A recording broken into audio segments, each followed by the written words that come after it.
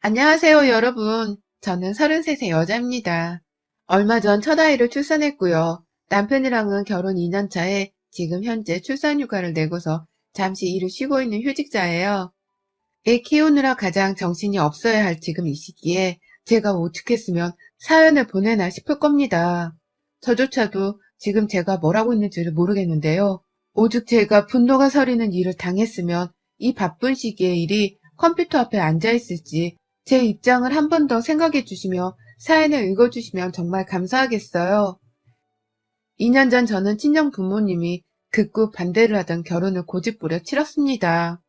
저희 친정 부모님은 중등학교 교사 부부이시고 저도 현재 고등학교에서 선생을 업으로 삼고 있는 사람이에요.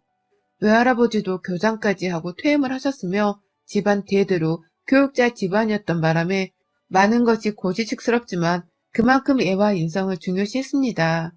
사람이라면 기본적으로 지키고 따르며 살아야 하는 행동거지들에 대한 제약이 많았고 그만큼 불편하고 눈치 보이는 게 많았지만 누구한테 피해주지 않은 채 참 올곧게 살아온 집안입니다. 이런 집안에서 자라서 그런지 저도 어디 나가면 가정교육 잘 받았다는 칭찬을 많이 듣고 살았고 누구한테 못났다 소리 한 번을 들어본 적이 없었어요. 바르게 살았던 만큼 저희 가족들은 늘 우리에게 생길 새로운 가족에 대해서도 애절이나 인성 같은 것을 최우선으로 고려하려고 했고요. 제가 자매만 둘인데 저희 부모님은 늘 강조를 하셨어요. 좋은 남자를 만나되 오래도록 옆에서 지켜보면서 가정교육도 잘 살펴보고 또 집안도 꼼꼼히 확인하라고 말이죠. 결국 자식은 부모의 모습을 닮으면 늙어가니 결혼 상대를 고려할 때 반드시 상대의 부모님과 집안도 살펴보면서 인성과 분위기를 살피란 뜻이었습니다. 그 말씀이 다소 답답하고 옥죄 있게 느껴지긴 했지만 저는 부모님의 뜻도 잘 알겠고 또 무엇보다 좋은 사람을 만나고 싶다는 것에 공감을 했는지라 무조건 알겠다고 수긍을 하면서 살았어요. 좋은 남자를 만나서 부모님께 좋은 사위를 안겨드리고 싶다는 욕심도 늘 가졌었고요. 그러다가 동료 교사 선생님의 소개를 통해서 남편을 만나게 되었고 자연스레 홍기가 차서는 결혼을 생각하게 되었는데요. 초반에 저희 부모님 반대가 꽤나 심했습니다. 이유는 바로 시어머니의 만행 때문이었죠. 남편 얼굴도 비쳐 다 보기 직전에 시어머니가 겁도 없이 저한테 전화를 하신 적이 있었어요. 당시 옆에는 남편이 있는 것도 아니었고 그때 남편은 저의 남자친구에 불과했었는데요. 전화를 해서는 자기 생일날 와서 미역국 좀 끓여달라는 희대의 쌍소리를 하시는 바람에 저희 집안이 발칵 뒤집어졌었죠. 엄마는 결혼도 안 한 내 딸을 어디 가면 오라 마라 하면서 미역국을 끓여달라는 소리를 하냐. 면서 전화기를 박살내려는 듯 꺼진 수화기를 향해 불같이 화를 내셨고 그건 저희 아버지도 마찬가지셨어요. 남의 집 귀한 자식한테 생일밥을 벌써 얻어먹기만 할 생각을 한다며 손님 대접을 해줄 마음이 쥐뿔도 없는 사람하고는 가족으로 얽힐 필요가 없다면서 극구 결혼을 반대하셨죠. 그 바람에 남편은 저희 부모님의 얼굴을 보기도 전에 미운 털이 지대로 박혀버렸고요. 결혼 허락을 받기까지 저희 두 사람은 친정 부모님을 설득한다고 정말 울고 불고 별짓을 다 했습니다. 저도 부모님이 반대하는 남자랑은 결혼할 마음이 추워도 없었는데 그 당시에는 남편을 사랑하는 마음이 유독 컸었는지라 쉽사리 이별이 말처럼 쉽지 않더라고요. 그러니 남편이랑 서로 손붙잡고 들어와 울고 매달리고 하면서 다 큰 성인들이 결혼 허락을 받겠다고 별짓을 다 했죠. 그렇게 눈물이 거의 메마르지 않을까 싶을 정도로 울어버리고 난 후에야 겨우 저희 부부는 결혼 승낙을 받고 식을 치렀어요. 정말 결혼 생활을 시작도 하기 전부터 다사다난했다고 표현을 해도 과언이 아니었습니다. 그렇게 겨우 결혼을 했으니 저는 정말 잘 살려고 노력을 했어요. 그건 남편도 마찬가지였고요. 자기 엄마가 결혼도 하기 전에 저를 불러서는 생일상을 얻어먹으려 했던 것에 대해선 두고두고 미안하다며 사과도 했고 자기가 면목이 없다며 대신 저희 부모님께도 확실히 말을 했었네요. 다시는 부모님이 그런 행동이나 말씀을 하지 못하게 자기가 중간에서 잘 정리하고 말씀드리겠다고도 말하며 저희 부모님을 안심시켰고요. 그렇게 결혼을 하고 나서는 남편이나 저나 서로 상처받을 일이 또 없도록 누구보다 가정생활에 최선을 다했습니다. 하지만 시어머니는 참 한결같으셨죠. 미역국 끓여달라는 소리가 그냥 튀어나온 게 절대 아니더라고요. 결혼을 하고 나서 저희 부부가 반반으로 살림을 차렸고 아파트가 부담되긴 했으나 제 직업이 공무원이었는지라 대출을 양껏 땡겨받아서 새 빌라 한 채를 장만했습니다. 엘리베이터 있는 살기 편한 빌라의 5층 집에다가 말이죠. 저희 부부의 수준에는 이게 최선이었고 그랬기 때문에 딱히 불만을 가지지 않았어요. 이사도 신나게 했고 집도 정말 즐겁게 채워가면서 신혼을 시작했죠. 그런데 시어머니가 아직 정식으로 집들이를 시작하지도 않은 그 바쁜 시기에 연락을 하셔서는 집 좀 봐야겠다며 주말에 찾아오셨어요. 자기 주변 친구들까지 수두룩히 데리고 온 채로 말이죠. 참고로 시부모님의 집은 경기도 안양이었고 서울에 따로 연고가 없는 것으로 알고 있습니다. 그런데 아들 부부가 서울에 빌라 한 채를 장만했다고 하니 서울 집값이 대단하다면서 친구들한테 자랑을 하겠다고 그 친구들을 다 데리고 저희 집에 오셨더라고요. 신혼여행 다녀와서 매일같이 집 채우고 정리하느라 단 하루도 제대로 쉬어본 적이 없던 바쁜 저희 부부를 찾아서 주말에 친히 말입니다. 그때 제 기억으론 거의 5명 정도의 어머님 친구분들이 찾아오셨고 총 6명 되는 분들의 식사 대접을 하느라고 급작스럽게 저희가 배달 음식을 주문해야 했어요. 저희 먹을 것도 제대로 채워놓지 못한 상황에서 장을 보러 가려고 하니 갑자기 우르르 쳐들어오셨던 것이라 저는 도무지 그만한 양의 음식을 잘 해낼 자신이 없었습니다. 그러니 남편도 눈치껏 편하게 배달 음식을 시켜 먹자며 자기 핸드폰을 켰고 그렇게 저희는 중국집 음식을 주문했죠. 탕수육에 팔보채, 볶음밥에 누룽지탕까지 골고루 주문을 했어요. 혹여나 어머님이 서운해하실까 싶은 걱정에 그 자리에서 냉동실에 있던 오징어랑 야채 몇 개를 썰어서 부침개도 만들어드렸고요. 제 딴에는, 아니 저희 부부 딴에는 갑자기 찾아온 손님께 싫은 티를 최대한 안 내며 최선을 다했어요. 하지만 불안한 예감은 틀리진 않았습니다. 어머님은 집으로 돌아가시면서 친구들을 모두 다 먼저 보낸 후 저를 향해 말씀하더라고요. 너 이따가 통화하면서 보자. 라고 말이죠. 잔뜩 겁을 주고는 혼자 친구들 따라 집을 나가더니만 그날 저녁에 정말로 어머님은 전화를 해오셔선 저를 엄청나게 혼내셨어요. 감히 친구들을 데리고 찾아갔는데 며느리가 직접 손에 물 묻혀 음식을 만들어 대접하지 않았다면서 자기를 어쩜 그렇게 개망신 시킬 수가 있냐면서 아주 난리를 피우셨죠. 급기야 배달 음식도 며느리가 산 게 아니라 자기 아들이 핸드폰으로 직접 결제를 했다는 그것까지 돈 아깝다며 막 화를 내시는데 와 진짜 대단하시더라고요. 숨도 안 참고 저한테 잘못했으니 사과를 하라고 다다다닥 쏘아대는데 성질머리가 진짜 보통이 아니라는 걸 새삼 느꼈죠. 다행히 남편이 중간에서 갑자기 찾아와 놓고 왜 성질이냐며 화도 내줬고요. 저는 저대로 너무 어머님이 경우 없게 구는 게 분명했기 때문에 학생을 타이르는 듯 제 딴엔 분명히 말씀을 드렸습니다. 그렇게 갑자기 집에 찾아와 놓고서 맞벌이로 일하고 있는 저희한테 음식을 바라시면 안 되죠, 어머님. 하다못해 친구 집을 가더라도 미리 양해를 구하고 가는데 가족들끼리도 최소한의 애인을 지켜야 한다고 생각합니다. 다음에는 미리 연락을 주시고 오시면 제가 맛있는 곳 꼭 차려드릴게요. 라고 말입니다. 그러니 어머님은 며느리가 가르치려 든다면서 듣기 싫단 소리를 하다 전화를 끊으셨고요. 문자로 다음에 또 갈 거니까 그때 두고 보자. 라고 하면서 답장을 또 남기셨답니다. 물론 그 문자에 저는 익십을 했고요. 그 후 시어머니는 참 대단하셨어요. 분명 연락 주고 오시라고 했더니만 보란듯이 도착 10분 전에 나 친구들 데리고 간다. 라고 하면서 또다시 자기 친구분들을 4분 정도 모시고 오셔서 밥을 차리라고 하셨답니다. 그때가 처음 어머님이 저희 집에 들이닥친 후 불과 몇 주도 지나지 않아서였는데요. 결국 그날 저는 어머님께 소원대로 직접 밥을 차려드렸어요. 천만다행히 전날 남편이 회식을 하느라고 해장을 했어야 해서 제가 콩나물국을 미리 끓여 놓았는데요.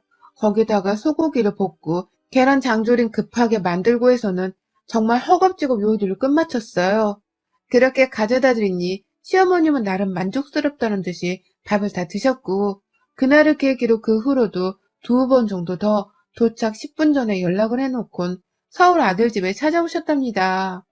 그때부턴 더 이상 친구분들을 데리고 오진 않았어요. 그런데 집안에 쳐들어온 어머님을 대하는 전 늘 지옥을 걷는 기분이었습니다. 딱히 하시는 일이 없는 가정주부로 일하고 계셨던 어머님은 시간이 남아 도시는 건지 서울 아들집 소식을 늘 궁금해하셨고요. 교사 며느리는 일하기 편하고 수월하지 않냐면서 제가 고생해서 하는 일을 늘 우습게 여기기도 하신 채로 불러대셨죠. 교사니까 방학 때 놀지? 라고 하면서 방학에는 아예 시댁에 와서 눌러 살라는 식으로 짐을 싸서 오란 소리도 하셨었고요. 교사니까 야근도 없을 거 아니야? 라면서 평일에도 밥 먹으러 오라거나 밥 먹으러 가도 되냐고 불러내려 하셨습니다. 교사니까 얘들 가르치는 것 말고는 하는 게 없다는 식으로 말씀을 하시면서 말이죠. 그러니 제가 복장이 터질 것 같은 채로 늘 어머님, 교사가 일하기 쉽다는 건 옛날 말이죠. 애들 입시 준비에 야근하는 날도 많고 신경 쓸 것도 얼마나 많은데요. 저는 좀 쉬어야 하니 다음번에 찾아뵙도록 하겠습니다. 라면서 거절 의사를 밝혔네요. 다가오는 명절에 찾아뵙겠다는 소리를 해가면서 조금씩 만남을 뒤로 미뤘어요. 그마저도 어머님이 불쑥 집으로 오고 싶다고 하면 초대를 해야 했는지라 억지로라도 배워야 하긴 해서 별다른 건 없었지만 말이죠. 그렇게 저는 살면 살수록 저희 친정 부모님께서 왜 그토록 시어머니 되실 분에 대해 경계를 하면서 이 결혼 자체를 반대하려 하셨는지에 대해서 아주 속 시원히 이해를 할 수 있었습니다. 왜 결혼을 하고 나서야 이런 걸 이해할 수 있게 되었는지에 대해서는 저도 너무 미련스러워 더는 스스로를 탓하기로 힘들었네요. 그냥 이미 저질러진 일이라면서 남편을 보며 견뎌내는 수밖에요. 딱 그러는 찰나에 제가 임신을 하게 되었고 얼마 전 명절 땐 정말 막달의 임산부였습니다. 첫 아이였기 때문에 친정이며 시댁이며 정말 많은 관심을 받으며 태교를 했어요. 제가 만석이 될 때까지도 어머니께서는 며느리에 대한 관심을 영 끊어내지 못하셨답니다. 저도 이제는 휴직을 하고서 주부로 지내고 있는 사람이기에 이런 말까지는 하고 싶지 않았지만 어머님은 정말 할 일이 더럽게도 없는 사람 같아 보이곤 하셨어요. 만삭인데도 열심히 출근을 해가며 출산 준비를 하고 있는 며느리를 도대체 내버려 두려 하질 않으셨죠. 꼭 며느리 손에 주기적으로 밥도 얻어먹으셔야 했고 서울 사는 아들 집에 떵떵거리며 찾아와서는 서울에 집이 있다는 기분도 만끽을 해야 직성이 풀리는 분 같았어요. 제 배가 계속해서 불러오는 걸 두 눈으로 직접 확인을 하면서도 넌 교사니까 네 몸 관리를 어려우니 알아서 잘하겠니? 라는 말을 하면서 조금 더 움직이라며 제게 왔다 갔다 일을 시키기도 하셨습니다. 하루는 집에 와 몸이 너무 땡겨서 좀 쉬려고 누웠더니 넌 내가 너 보려고 기껏 찾아봤더니 그냥 누워버리고 참 섭섭하다 야! 라고 하면서 토라진 바람에 제가 억지로 또 일어나서는 시부모님 앞에서 말동무를 하고 얘기를 들으며 시간을 보낸 적도 있었네요. 물론 그때 남편은 야근을 하느라 집에 없었고 저는 꼼짝없이 시부모 앞에 잡혀선 시간을 보내다가 남편이 퇴근하자마자 집에 가자고 시부모님을 데리고 나가줘서 겨우 살았습니다. 참 임신한 기간 동안 크고 작은 별스러운 일들이 참 많이도 있었네요. 그러다가 이번 추석 제 출산 예정일과 추석이 겹치는 바람에 당연히 시댁에 가지 않는다는 생각을 하면서 직장에도 육아휴직을 신청했습니다. 그리고는 일주일 전부터 계속 집에서 몸 챙기고 뱃속 신호를 살피면서 출산을 무사히 할 준비를 하고 있었죠. 서울에 사시는 친정 부모님께서도 당연히 제가 명절은 출산 준비로 시댁에 안 간다는 전제하에 연락을 해오시며 잘 챙겨주고 있었고요. 그런데 남편이 먼저 말을 꺼낸 건지 시어머니께서 야, 너 이번 명절에 안 온다고? 하면서 연락을 해오셨어요. 화들짝 놀란 사람처럼 어떻게 명절에 시댁을 안 와? 얘는 여기서도 나을 수 있는 건데 너 지방병원 무시하니? 서울병원만 병원이야?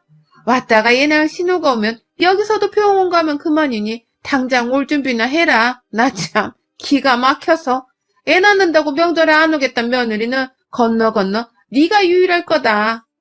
라고 말씀을 하셨죠. 그래서 제가 다니는 병원에서 출산을 하면 선생님도 저를 잘 아시고 그래서 좀 더 안전하게 라면서 서울집에서 출산을 기다리고 싶다는 말씀을 드렸는데도 시어머니는 아니 됐다고 오라고 딱 기다리고 있을 테니까 네 신랑한테도 그렇게 전해라. 뭔 말 같자는 말을 이렇게 당당하게 하는지 원. 라면서 제 말을 잘라먹은 채로 자기 할 말만 하셨습니다. 거의 30분 정도를 제가 수화기 너머로 시어머니께 혼이 났고 무조건 시댁에 오는 걸로 알고 있겠다는 말씀을 재차하고는 전화를 끊으셨어요. 그러니 남편도 그렇고 저도 그렇고 둘이서 얼마나 깊은 생각에 잠겼는지 몰라요. 당연히 임산부 몸을 생각해서 안 가는 게 맞는데 갔다가 출산 신호가 오면 얼마든지 근처 병원으로 갈 수도 있는 거라면서 시어머니가 또 전화를 하셔서는 남편을 설득하고 저를 혼내느라 저희 두 사람은 정신이 정말 온전치 못했습니다. 안 가는 게 당연하다는 이 생각 자체가 혹 틀린 게 아닐까 하는 가스라이팅을 당했네요. 당시에 저희는 그 사실을 전혀 모른 채 그냥 일방적으로 화를 내면서 아들이 보고 싶은데 안 오려 한다며 저를 죽일 며느리 취급하는 시어머니가 너무 무서웠어요. 그러니 악을 쓰면서 명절을 맞아 시댁을 찾아갔네요. 혹여나 차가 밀려서 도로 한가운데 갇혀있다가 출산 신호가 올까봐 일부러 남들 다 시골에 내려가고 난 후에 월요일 저녁에 늦지막히 시어머니 댁으로 출발을 했습니다. 저는 내내 불안했는지라 담당 의사 선생님께도 미리 말씀을 드린 후 시댁 근처에 있는 병원으로 출산 정보를 인계해 주도록 부탁드렸고 어찌저찌 선생님께서 찾아보겠다고 애매한 확답을 주신 바람에 계속 불안감에 떨면서 차에 올랐어요. 그 순간 이렇게까지 불안한데 시댁을 꼭 가야만 하는 제 팔자가 너무 기구하게 느껴지더라고요. 하지만 별 수 없었습니다. 저도 그만 시어머니 닭다리 너무 짜증이 나서는 체념을 해버리고 만 단계였거든요. 그런데 생각보다 차는 계속해서 막히고 있었고 한창 고속도로 위를 달리다가 막 안양에 진입하려는 그때 아프싸 제 배에서 신호가 왔습니다. 얘가 나오려는 그 신호 말입니다. 졸지에 저는 뒷좌석에 앉아있다가 오빠 나오려고 하나 봐 라면서 겁에 질려 큰 소리를 질렀고 운전하던 남편은 어쩌냐면서 자기도 안절부절 못한 채 호들갑을 떨다가 119에 전화를 했어요. 양수가 터졌는데 그 순간 저도 이게 무슨 일인가 싶어서 겁이 너무 났고 이성적이지 못한 채로 어떡해 나오려나 봐. 그러니까 내가 안 간다고 했잖아. 내가 안 간다고 했잖아. 라면서 엄한 차 시트를 쳐대면서 어쩔 줄을 몰라 했습니다. 겁나서 눈물은 당연히 터졌고 급기야 남편은 도움을 요청한다면서 길 한가운데에 세워놓고 막 지나가는 차량에 손을 흔들다가 그 순간 119가 도착했어요. 그 덕분에 119를 포함해서 지나가다 뭔 일인가 싶어 차를 세워주신 다른 분들도 저희 근처를 둘러쌌고 저는 차 안에서 내내 비명을 지르며 결국 구급 차량에 옮겨지지도 못한 채 몸을 뒹굴었어요. 거의 실신할 지경으로 몸을 뒹굴다가 들 것 같은 곳에 실려선 구급 차량으로 한참 뒤 옮겨졌고 거기서 얘를 낳았어요. 순간 이 상황에서 욕이 튀어나오는 건 왜일까요? 저 진짜 선생을 업으로 삼는 부모님의 자식으로서 그리고 선생을 업으로 삼고 있는 나 스스로에게 욕 보이고 싶지 않아서 욕을 안 쓰고 살았는데 이 순간만큼은 그때 생각하면 가진 욕이 다 튀어나오려 해요. 저는 우리 시어머니 때문에 시댁을 기웃고 가다가 양수가 터졌고 도로 한가운데에 차를 정차하고는 거기서 진통을 겪다가 겨우 구급대원 차량에 실려가 그 안에서 일을 낳았습니다. 그 사이 차량은 병원으로 쏜살같이 달렸음에도 불구하고 체감상 거의 30분이 넘도록 제가 구급 차량 안에 있었던 것 같아요. 병원 도착하자마자 저는 피투성이가 된 몸으로 실려 들어가서는 어찌저찌 하다가 마취 주사 맞고 눈을 감았고 제 기억에는 분명 차 안에서 일을 낳았는데 다행히 병원 도착하자마자 병원 의사가 지켜보는 가운데 구급차 안에서 일을 낳았습니다. 너무 급박해서 병원 안으로 당장 들어가지도 못한 채 그 자리에서 말입니다. 제가 진짜 살다 얘로 고속도로 한복판에서 양수까지 터뜨려가며 끌어안고 있다가 들것의 진료가 병원 앞에서 낫게 될 줄이라곤 상상도 못했네요. 병원 안으로 들어가 보지도 못하고선 제가 도대체 무슨 꼴을 당했는지 저도 아직 얼떨떨합니다. 저도 이런데 옆에서 마누라가 피 터지며 애를 낳으려 하는 걸 보고 있던 남편은 오죽했을까요? 초보 엄마 아빠인 저희 부부는 둘이서 진짜 이대로 누구 하나 죽겠구나 싶은 생각에 아직도 그날만 떠오르면 손발에서 땀이 나려 한답니다. 아무튼 그날 그렇게 잠들었다가 정신을 차려보니 저는 입원 수속을 받은 채 병원에 누워 있었고요. 다행히 제 아이도 그리고 저도 건강하다고 하는 선생님의 말씀을 전해 들었어요. 그런데 남편이 계속 안 보이더라고요. 얘라도 보러 갔나 싶어서 남편을 찾으니 간호사가 그러더라고요. 밖에서 부모님이랑 통화하시는 것 같던데요? 라고 말이죠. 그제서야 저도 원수 같은 우리 시어머니를 다시 떠올렸고 내내 이를 갈았습니다.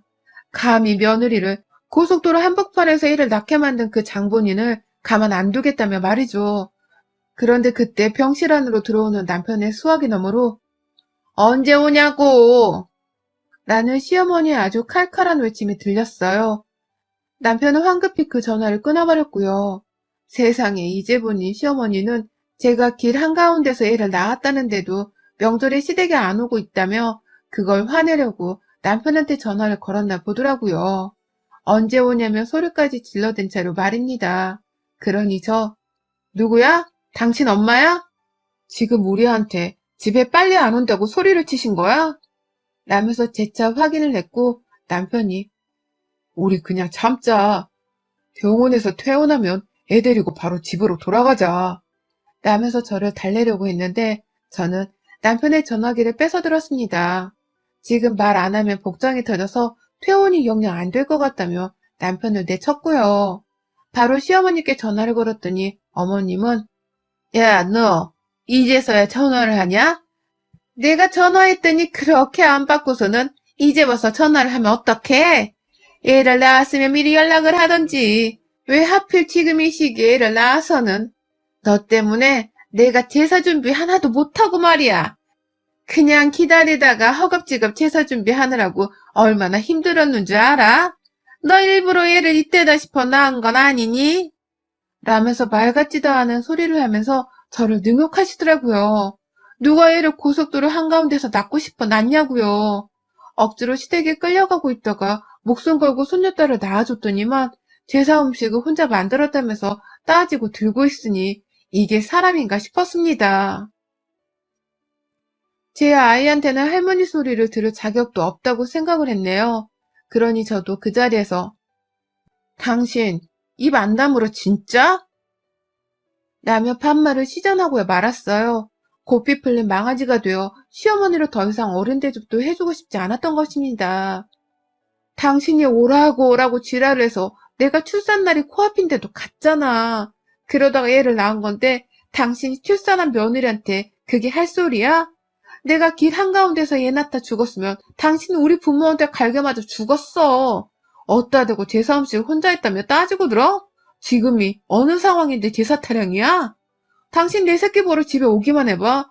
내 근처에 오기만 해봐. 진짜 내가 당신 가만 안 둘 거야. 당신 멱살 잡고 동네 한 바퀴 돌 거니까 집에 올 거면 각오해. 라고 했어요.